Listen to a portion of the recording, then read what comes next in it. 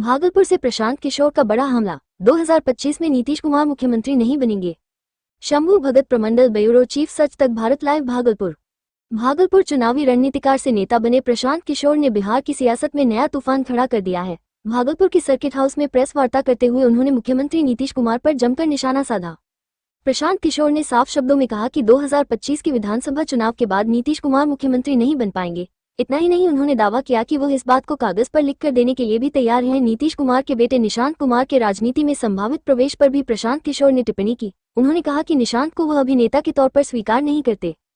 वहीं पहलगाम में हुए आतंकी हमले पर प्रशांत किशोर ने दुख जताते हुए कहा कि केंद्र सरकार को महज बयान देने से आगे बढ़कर आतंकियों की सफाई के लिए ठोस कार्रवाई करनी चाहिए। प्रशांत किशोर के इन बयानों से बिहार की राजनीति में हलचल तेज हो गई है। बताइए, जाते जाते गरीब बिहार जनता का 250 करोड़ रुपया लेकर महिला संवाद शुरू किए हैं। मतलब किसी एक कॉन्ट्रैक्टर को 250 करोड़ रुपया दे दिया गया कि गाड़ी और वीडियो चलाओ, और ऐसे व्यक्ति का चलाओ जो व्यक्ति खुद संवाद नहीं कर सकता है।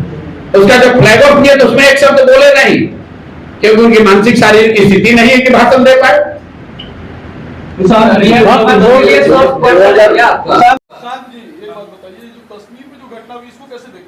बिल्कुल इसकी निंदा करते हैं, दुखद है। और पहले हम लोगों ने ऑलरेडी जनसुराज से कहा है, इस तरह की घटनाएं निंदनीय हैं। निहत्थे टूरिस्ट पर आकर गोली चलाना, उनकी हत्या करना, ये जघन्य अपराध है।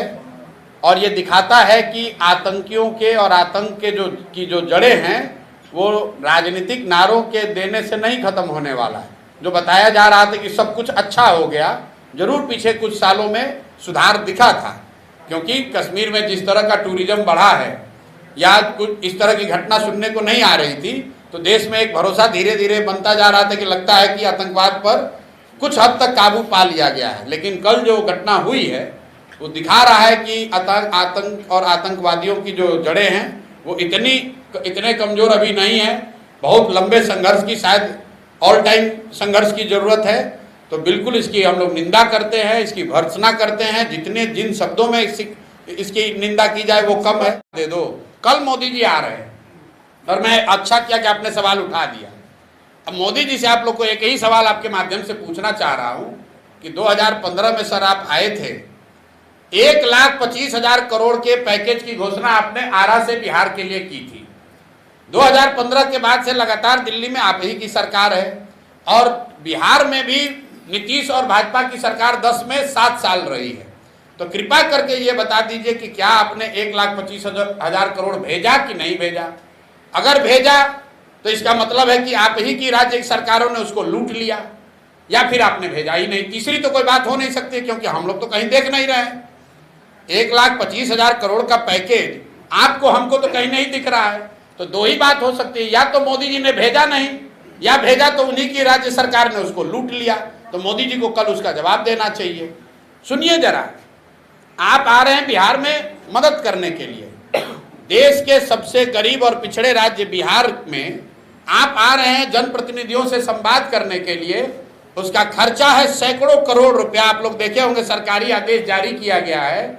जितने पंचायती राज और जनरल एडमिनिस्ट्रेशन से जुड़े हुए लोग हैं, बाकायदा इनको टारगेट दिया गया है 200-200, 400-400 बस करके 10 लाख लोगों को इकट्ठा करने का।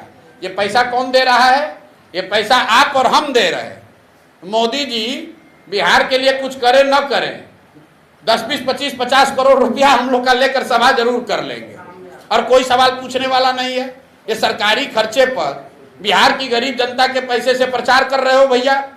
अरे भाई, भाजपा के अकाउंट में 3-4 हजार करोड़ रुपया पड़ा हुआ है। अगर सभा ही करना है तो भाजपा से बिल भरिए, बिहार की जनता से उसका पैसा काहे वसूल रहे हैं? जरा पूछिए तो। पर यहाँ भागलपुर के डीएम से, सीडीपीओ से कि लोग कितना बस लेकर जा रहा है मधुबनी कल, आप लोगों ने पूछा है? बाकायदा सरकारी आदेश जारी हुआ है। सरकारी आदेश जारी हुआ है, सबको टारगेट फिक्स किया गया है कि कितने लोगों को लेकर बस लेकर पहुंचना है। कोई सवाल नहीं पूछ रहा है। चलिए, मोदी जी को तो आप नहीं पूछ सकते, प्रधानमंत्री वो मिलेंगे नहीं। कम से कम जो भाजपा का यहाँ लोकल लीडर है, जो एडमिनिस्ट्रेशन है, उससे तो पूछिए। आरटीआई तो लगाइए कि भाई कितना पैसा बिहार सरकार का खर्च हो रहा है इस पर।